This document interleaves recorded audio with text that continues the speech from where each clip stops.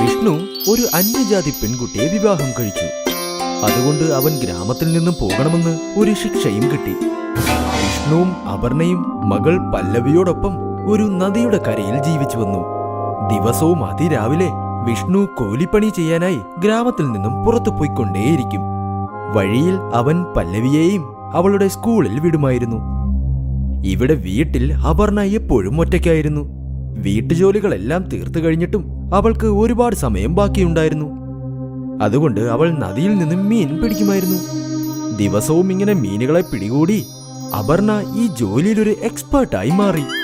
ഇപ്പോൾ അവൾക്ക് തന്റെ കൈകൾ കൊണ്ട് തന്നെ മീൻ പിടികൂടാൻ പറ്റുന്നുണ്ട്.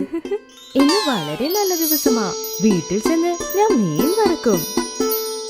അപർണ ആ നദിയിൽ നിന്നും പിടികൂടിയ എല്ലാ മീനുകളെയും വീട്ടിലേക്ക് എടുത്തുകൊണ്ടുപോയി നല്ലതുപോലെ ശുദ്ധീകരിച്ച് പാകം ചെയ്യുമായിരുന്നു. ഇതിന്റെ മണം വളരെ നന്നായിട്ടുണ്ട്.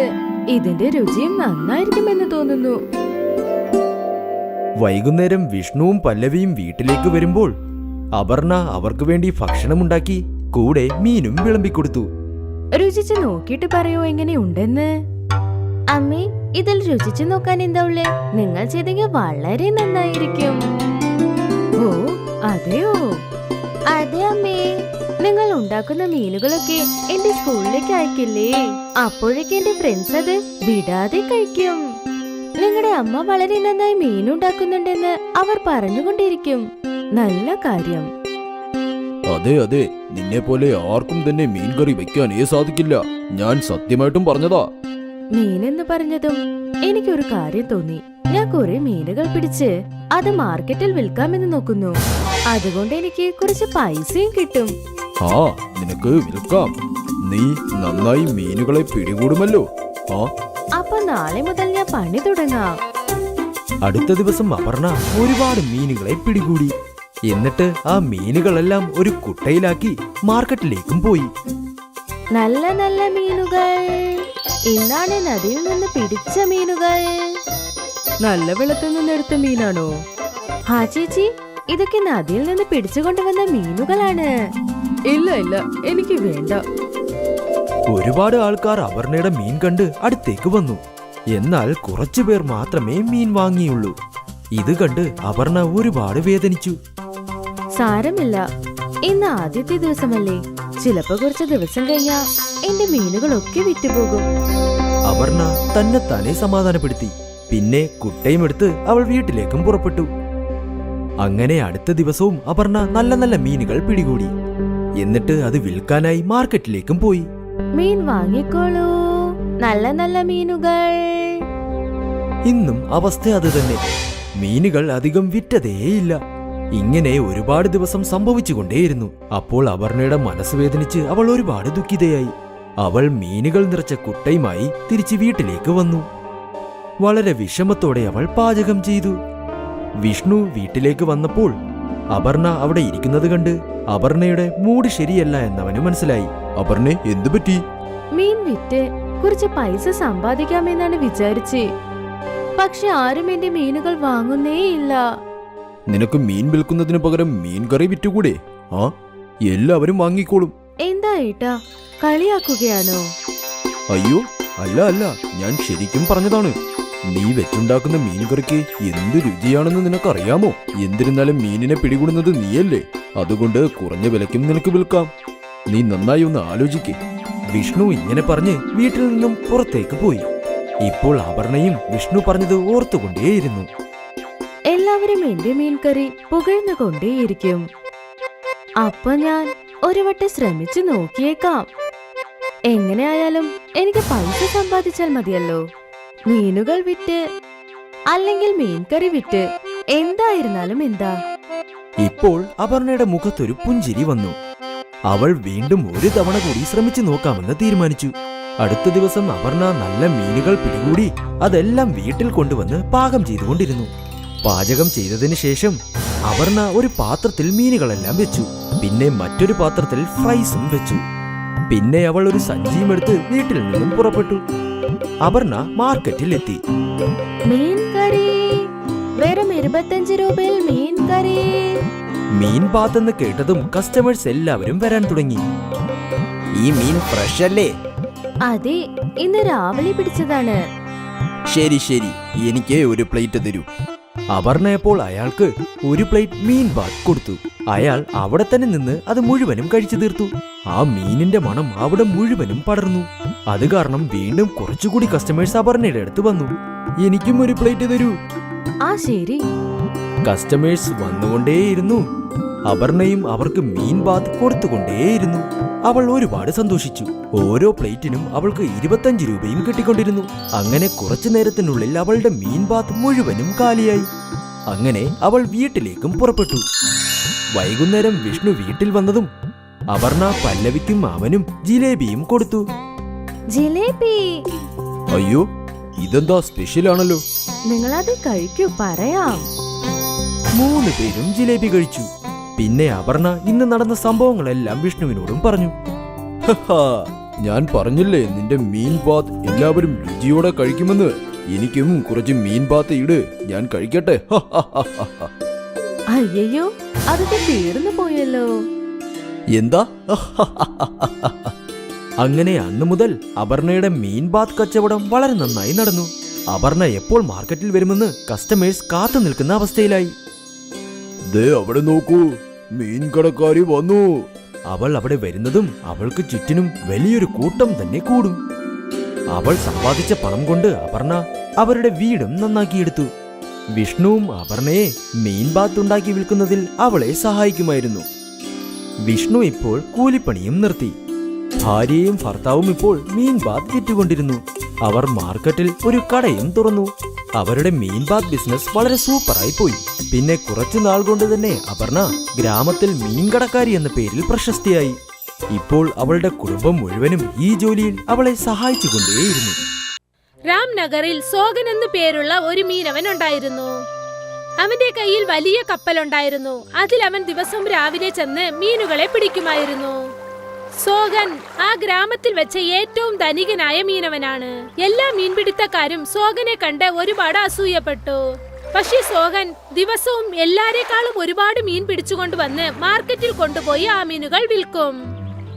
സോൻ ചേട്ടാ, നിങ്ങൾ ഇത്രയും മീൻ പിടിച്ചിട്ടാണല്ലോ മാർക്കറ്റിൽ കൊണ്ടുവരുന്നത്. നിങ്ങൾക്ക് നന്നായിട്ട് വരുമാനം വരുന്നുണ്ടല്ലേ? അത് എല്ലാം മേലുള്ളവനാണ് നമുക്ക് തരുന്നത്. ദൈവത്തിന്റെ കൃപ കൊണ്ട് എല്ലാം നല്ലതേ നടക്കുന്നുണ്ട് മോനെ. എന്നാ ചേട്ടാ വരൂ, ഞങ്ങൾക്ക് എല്ലാവർക്കും നിങ്ങൾ പാർട്ടി വെച്ചൂടെ? ഇതുപോലെ സോഗന്റെ മീൻ വ്യാപാരം നല്ല രീതിയിൽ പോയിക്കൊണ്ടിരുന്നു. സോഗൻ വളരെ നല്ല മനുഷ്യനാണ്. അതുകൊണ്ട് അവന്റെ കൂട്ടുകാരൻ അവനെ എപ്പോഴും പറ്റിപ്പിക്കുമായിരുന്നു. പക്ഷെ ഈ വിഷയം കാരണം അവന്റെ ഭാര്യ വിമലയ്ക്ക് ഒരുപാട് സങ്കടമായിരുന്നു. ഇതുപോലെ സമൂഹ സേവ ചെയ്ത് നിങ്ങൾക്ക് എന്താണ് കിട്ടുന്നത്? അങ്ങനെ സമൂഹ സേവ ചെയ്യേണ്ട ആവശ്യം എന്താണ് വന്നത്? ദൈവം എല്ലാവർക്കും കയ്യും കാലും നൽകിയിട്ടുണ്ട്. അവർ അധ്വാനിക്കട്ടെ, അവർ ചെലവാക്കട്ടെ. നീ പറയുന്നത് വളരെ ശരിയാണ് മോളെ. പക്ഷേ ഇപ്പൊ നമുക്ക് ഒരു കുറവില്ലാതെ നന്നായിട്ടല്ലേ ഉള്ളത്. അതുകൊണ്ട് ഫ്രണ്ട്സിന് ഒരു പാർട്ടി കൊടുക്കുന്നതിൽ തെറ്റില്ലല്ലോ. ഇതെല്ലാം നിങ്ങളുടെ പെരുമയാണ്, പെരുമ. നോക്കിക്കോ, നമുക്ക് ആരും തന്നെ കാണില്ല. ഒരു ദിവസം സോഗന്റെ പഴയ കൂട്ടുകാരൻ രമേശ് സോഗനെ കാണാനായി വീട്ടിലേക്ക് എത്തി. രമേശ് എപ്പോഴും സോഗന്റെ പണത്തിൽ കണ്ണു വെച്ചുകൊണ്ടേയിരിക്കും. എന്തൊക്കെയാണ് കാര്യങ്ങള്? നീ വലിയ വീടൊക്കെയാണല്ലോ കെട്ടിയിരിക്കുന്നത്. പക്ഷെ എന്ത് പറയാനാ, എന്റെ ബിസിനസ് ഒക്കെ വളരെ നഷ്ടത്തിലാണപ്പോ. 2 നേരം ഭക്ഷണം കഴിക്കാൻ പോലും വഴിയില്ലാതെയാണ് ഇരിക്കുന്നത്. കേൾക്കുമ്പോ തന്നെ വല്ലാത്ത കഷ്ടമായിട്ടുണ്ട്. നിനക്ക് എന്തെങ്കിലും സഹായം വേണമെങ്കിൽ നീ എന്നോട് പറയാം. പക്ഷേ രമേശ് ചേട്ടാ, നിങ്ങളുടെ ഡ്രസ്സ്, ചെരുപ്പ് ഇതൊക്കെ കണ്ടാൽ അങ്ങനെയൊന്നും തോന്നുന്നില്ലല്ലോ. അതായത് ദരിദ്രനാണെന്ന് തോന്നുന്നില്ലല്ലോ. പിന്നെ നിങ്ങളുടെ വയറും നിങ്ങളുടെ ഷർട്ട് ബട്ടന് പുറത്തു വരുമെന്ന് തോന്നുന്നു. ഇതൊക്കെ പഴയതാണ് മോളെ. പുതിയത് വാങ്ങാൻ നമ്മളടുത്ത് എവിടെയാ പൈസ ഉള്ളത്? സോഗൻ രമേശ് കരയുന്നത് കണ്ടിട്ട് അവന് കടമായി കുറച്ച് കാശ് നൽകി. രമേശ് അവിടെ നിന്നും കാശ് വാങ്ങിക്കൊണ്ട് വളരെ സന്തോഷത്തോടെ പോയി. പക്ഷേ വിമല സോഗനെ ഒരുപാട് വഴക്കു പറഞ്ഞു. സോഗൻ എന്ത് വിചാരിക്കുമെന്നാൽ നല്ല കാര്യങ്ങൾ ചെയ്യുന്നത് വിമലയ്ക്ക് ഇഷ്ടമില്ലാന്ന് വിചാരിക്കും. പക്ഷെ അങ്ങനെയല്ല. ഇന്ന് നമുക്ക് കുറെ മീൻ കിട്ടിയിട്ടുണ്ടല്ലോ. ഇതൊക്കെ മാർക്കറ്റിൽ വിറ്റിട്ട് പൈസ നന്നായിട്ടുണ്ടാക്കണം. സോഗന്റെ മീനുകൾ എല്ലാം തന്നെ ഉടനെ വിറ്റു. ഇത് കണ്ടിട്ട് സോഗന് ഒരുപാട് സന്തോഷമായി. പെട്ടെന്ന് തന്നെ അവന്റെ സാധനങ്ങൾ എടുത്തുകൊണ്ട് അവൻ വീട്ടിലേക്ക് തിരിച്ചു വന്നു. എന്തുപറ്റി? ഇന്ന് പെട്ടെന്ന് തന്നെ വീട്ടിലെത്തി? ഇന്ന് ഒരുപാട് മീൻ പിടിക്കാൻ പറ്റിയില്ലേ? എന്താ നീ ഇങ്ങനെ ചോദിക്കുന്നത്? ഇന്ന് എനിക്ക് നല്ല കച്ചവടമായിരുന്നു. പിടിച്ച മീനുകളൊക്കെ നന്നായിട്ട് വിറ്റ് കഴിഞ്ഞു. കുറച്ചു സമയത്തിന് ശേഷം സോഹന്റെ വീട്ടിന്റെ പുറത്ത് ഒരുപാട് ജനങ്ങൾ കൂട്ടമായി വന്നു. എന്നിട്ട് എല്ലാരും സോഹൻ ഒഴിയട്ടെ ഒഴിയട്ടെ എന്ന് നിലവിളിച്ചു. സോഹനും വിമലയ്ക്കും ഒന്നും തന്നെ മനസ്സിലായില്ല ഇവിടെ എന്താ സംഭവിക്കുന്നതെന്ന്. ഇവരൊക്കെ എന്തിനാ ഇങ്ങനെ നിലവിളിക്കുന്നേ? അറിയില്ലല്ലോ, വരൂ നമുക്ക് പുറത്തുപോയി നോക്കാം. സോഹനും വിമലയും പുറത്തേക്ക് വന്നു. അവിടെ ജനങ്ങൾ ഒരുപാട് ദേഷ്യത്തോടെയായിരുന്നു. എന്തു പറ്റി? നിങ്ങൾ എല്ലാരും എന്തിനാണ് ഇവിടെ വന്നിട്ട് ബഹളം ഉണ്ടാക്കുന്നത്? നിന്റെ മീൻ കഴിച്ചിട്ടേ ഇവിടെയുള്ള എല്ലാ ആൾക്കാരും വീട്ടിൽ സുഖമില്ലാണ്ട് കിടക്കുകയാണ്. ചില പേര് ഹോസ്പിറ്റലിൽ അഡ്മിറ്റ് ആയിട്ടുണ്ട്. നിങ്ങൾ എന്താ പറയുന്നത്? ഞാൻ എപ്പോഴും നദിയിലെ ഫ്രഷായ മീനാണല്ലോ പിടിച്ചു കൊണ്ടുവന്നത്. അതൊന്നും ഞങ്ങൾക്ക് അറിയണ ആവശ്യമില്ല. നീ ഞങ്ങൾക്ക് എല്ലാവർക്കും ആ കാശ് തിരിച്ചു കൊടുക്കണം. അതുമാത്രമല്ല, അവരുടെ വൈദ്യ ചെലവ് നീ തന്നെയാണ് നോക്കേണ്ടത്. പിന്നെ അതിനുള്ള നഷ്ടം നീ തരണം. ഇതെങ്ങനെയാണ് സംഭവിച്ചതെന്ന് സോഹന് ഒന്നും തന്നെ മനസ്സിലായില്ല. പക്ഷേ സോഹൻ വളരെ നല്ലവനായ ഒരു മനുഷ്യനാണ്. അതു കാരണം അവൻ എല്ലാവർക്കും കാശ് തിരിച്ചു നൽകി. പിന്നെ അവൻ വിറ്റ മീനുകളെ കൊണ്ട് ബാധിക്കപ്പെട്ട ജനങ്ങളെ കാണാനായി ഹോസ്പിറ്റലിലേക്ക് പോയി. ഇപ്പോൾ നമ്മുടെ കയ്യിൽ അത്ര കാശില്ല ചേട്ടാ. ഉണ്ടായിരുന്നതൊക്കെ മീന് കഴിച്ച് രോഗം പിടിച്ചവർക്കൊക്കെ കൊടുത്തു. ഇപ്പോഴീ വീടും എന്റെ പടകു മാത്രമേ ഉള്ളൂ. പടക് വിറ്റാൽ നമ്മൾ എങ്ങനെ കാശുണ്ടാക്കും? നമ്മൾ ഈ വീട് വിറ്റേ പറ്റൂ. ശരി, ഞാൻ എന്റെ ജീവിതം നിങ്ങളോടൊപ്പം ആ കപ്പലിലെങ്കിലും ജീവിക്കും. സോഹൻ തന്റെ വീട് വിറ്റു. സോഹനും കമലയും ആ കപ്പലിൽ ചെന്ന് ജീവിച്ചു. സോഹൻ എപ്പോഴും പോലെ മീനുകൾ പിടിച്ച് മാർക്കറ്റിൽ വിൽക്കാനായി ചെന്നു. മീന് വാങ്ങാൻ വരൂ, നല്ല രുചിയുള്ള മീന്. സന്ധ്യയുമായി സമയം. പക്ഷേ സോഹൻ കൊണ്ടുവന്ന ഒരു മീനും വിറ്റില്ല. സോഹന് ഒരുപാട് സങ്കടം തോന്നി. എന്തു പറ്റി സോഹൻ? നിന്റെ ഒരു മീനും വിറ്റില്ലല്ലോ. എന്തു ചെയ്യാനാ, രാവിലെ തൊട്ട് ഞാൻ വിൽക്കാനിരിക്കുകയാണ്. ഒരു മീന് പോലും വിറ്റിട്ടില്ല. എല്ലാരും നിന്റെ മീന് കണ്ടിട്ട് അവർ പേടിച്ചതാണ്. എല്ലാവർക്കും അവരുടെ ജീവന് മുഖ്യമല്ലേ. തന്റെ കുടുംബം കുട്ടി സുഖമല്ലാണ്ട് ഇരിക്കാൻ അവരാരെങ്കിലും സമ്മതിക്കോ? പക്ഷേ അതിൽ എന്റെ ഒരു തെറ്റും ഇല്ലല്ലോ. അങ്ങനെ ആ തെറ്റുണ്ടെങ്കിൽ ഞാൻ അത് മാറ്റിയിട്ടുണ്ടല്ലോ. അതേ സമയത്ത് ഞങ്ങൾ എങ്ങനെ നിന്നെ വിശ്വസിക്കാൻ പറ്റും? ഒരു പ്രാവശ്യം പറ്റിച്ചു പോയ മനുഷ്യന്മാര് പിന്നെയും പറ്റിക്കാൻ വിശ്വാസമില്ല. സോഹൻ തന്റെ കൂട്ടുകാരന്റെ വായിൽ നിന്നും ഇങ്ങനെ ഒരു വാക്ക് കേട്ട് ഒരുപാട് വിഷമിച്ചു. എന്നിട്ട് തിരിച്ച് തന്റെ കപ്പലിലേക്ക് തിരിച്ചുപോയി. എന്തു പറ്റി? ഇന്ന് വരാൻ ഇത്രയും സമയമെടുത്തു? നല്ല വ്യാപാരമുണ്ടായെന്ന് തോന്നുന്നു. അങ്ങനെ ഒന്നുമില്ല മോളെ. ഇന്ന് ഒരു മീന് പോലും ഞാൻ വിറ്റിട്ടില്ല. ആരും നമ്മളടുത്ത് മീൻ വാങ്ങാൻ വിശ്വാസമില്ല. അപ്പോൾ നിങ്ങൾ എന്തുകൊണ്ട് നിങ്ങളുടെ കൂട്ടുകാരനോട് സഹായം ചോദിച്ചുകൂടാ? നിങ്ങൾ അദ്ദേഹത്തിന് ആവശ്യമുള്ളപ്പോൾ ഒരുപാട് സഹായം ചെയ്തിട്ടില്ലേ? ഇപ്പൊ എല്ലാം മാറിപ്പോയി. എന്റെ അടുത്ത് പൈസ ഉള്ളപ്പോൾ ജനങ്ങളൊക്കെ എന്റെ അടുത്തായിരുന്നു വന്നോണ്ടിരുന്നത്. ഇപ്പൊ എല്ലാരും എന്റെ നിലമയെ കണ്ടിട്ട് എല്ലാരും കളിയാക്കുകയാണ്. നമ്മൾ നാളെ വീണ്ടും ഒരുപാട് മീന് പിടിച്ച് നദിയുടെ അപ്പുറത്തെ സൈഡുള്ള ഗ്രാമത്തിൽ ചെന്ന് വിൽക്കാം. അവിടെ ആർക്കും നമ്മളെ അറിയില്ല. ശരി മോളെ, നീ പറയുന്നോണ്ട് നമുക്ക് ആ ഗ്രാമത്തിലേക്കും പോയി നോക്കാം. നമുക്ക് നോക്കാം. അടുത്ത ദിവസം സോഹനും കമലയും മീൻ പിടിക്കാനായി വെള്ളത്തിൽ അവരുടെ കപ്പൽ വെള്ളത്തിൽ വെച്ചപ്പോൾ മറ്റുള്ള മീനവർകളൊക്കെ അവരെ എതിർക്കാൻ തുടങ്ങി. നീ നദിയിൽ പടക് ഓട്ടിക്കാനേ പാടില്ല. അതുപോലെ നിങ്ങൾ എന്തിനാ പറയുന്നു മദൻ ചേട്ടാ? ഒരു പ്രാവശ്യം നീ ഞങ്ങൾ എല്ലാവരും ജീവനിലെ ആപത്തിലേക്ക് കൊണ്ടുവന്നു. ഇനി ഞങ്ങൾക്ക് അതുപോലെ വരണമെന്ന് ഞങ്ങൾക്ക് താല്പര്യമില്ല. ശരി, ഞങ്ങളുടെ കപ്പൽ എടുത്തുകൊണ്ട് ഞങ്ങൾ ഈ ഗ്രാമത്തിൽ നിന്ന് തന്നെ പോകാം. വിമലയും സോഹനും തങ്ങളുടെ കപ്പൽ എടുത്തുകൊണ്ട് വെള്ളത്തിൽ പോയി. മണിക്കൂറോളം കപ്പലിൽ യാത്ര ചെയ്തുകൊണ്ടേയിരുന്നു. തൊട്ടടുത്ത് ഗ്രാമം ഒന്നും തന്നെ അവർക്ക് കണ്ടില്ല. അപ്പോഴാണ് വിമലയ്ക്ക് വെള്ളത്തിൽ സ്വർണ്ണ നിറത്തിലുള്ള ഒരു മീൻ കണ്ടത്. ഉടനെ വിമല വല വെള്ളത്തിലേക്കിട്ട് ആ സ്വർണ്ണ മീനിനെ പിടിച്ചെടുത്തു. ഇതേതോ മായ മീൻ പോലുണ്ടല്ലോ. ഇതിന്റെ നിറം നോക്കൂ, സ്വർണ്ണ പോലെ തിളങ്ങുന്നു. ഒരുപക്ഷെ ഈ സ്വർണ്ണ മീന് മാർക്കറ്റിൽ വിറ്റാൽ നമുക്ക് ഒരുപാട് കാശ് കിട്ടും. എന്നാ നമ്മൾ ഈ മീനിനെ വളരെ സൂക്ഷിച്ചു വെക്കണം. എന്നാ നമുക്ക് ഈ മീനിനെ ഫാമിംഗ് ചെയ്യാലോ.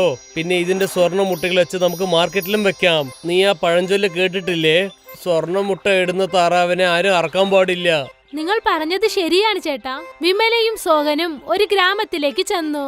എന്നിട്ടവിടെ തങ്ങളുടെ കപ്പൽ വിറ്റ് കുറച്ച് പണം എടുത്ത് ഒരു സ്ഥലം വാങ്ങി അതിലൊരു കുളമുണ്ടാക്കി. എന്നിട്ട് സ്വർണ്ണ മീനുകളുടെ ഫാമിംഗ് തുടങ്ങി. കുറച്ചു ദിവസത്തിനകം ആ സ്വർണ്ണ മീൻ സ്വർണ്ണ മുട്ടകൾ ഇട്ടു. നമ്മൾ ഈ സ്വർണ്ണ മുട്ടകൾ വിറ്റ് ഒരുപാട് കാശുണ്ടാക്കാം ചേട്ടാ. പതുക്കെ പതുക്കെ സ്വർണ്ണ മുട്ടകൾ വിറ്റ് വിമലയും സോഹനും വീണ്ടും പണക്കാരായി മാറി. വീണ്ടും അവർ ഗ്രാമത്തിലേക്ക് തിരിച്ചു വന്നു. സോഹന്റെ കയ്യിലുണ്ടായിരുന്ന കാശ് കണ്ട് വീണ്ടും ജനങ്ങൾ സോഹന്റെ അടുത്ത് കാശിനായി എത്തി. സുഹൃത്തുക്കൾ സംസാരിക്കുന്നത് തെറ്റായിട്ട് വിചാരിക്കാൻ പാടില്ല. നീ ഞങ്ങളുടെ നെരുങ്ങിയ ദോസ്തല്ലേ. ഇങ്ങനെ കൂട്ടുകാരനെ പോലെ അഭിനയിക്കുന്നതൊന്ന് നിർത്ത്. ഞങ്ങൾക്ക് ആവശ്യമുണ്ടായിരുന്ന സമയത്ത് നിങ്ങൾ എന്നെ കളിയാക്കി കൈകൊട്ടി ചിരിക്കുകയായിരുന്നു. ഇവിടെ നിന്നും പോ. സോഹൻ അപ്പോഴാണ് മനുഷ്യന്മാരെ കുറിച്ച് മനസ്സിലായത്. പിന്നെ പറ്റിക്കുന്ന കൂട്ടുകാരിൽ നിന്നും വിലകിയിരുന്നു. സ്വർണ്ണ മീനിന്റെ സഹായം കൊണ്ട് അവന്റെ ജീവിതം നല്ല രീതിയിൽ പോകുന്നു.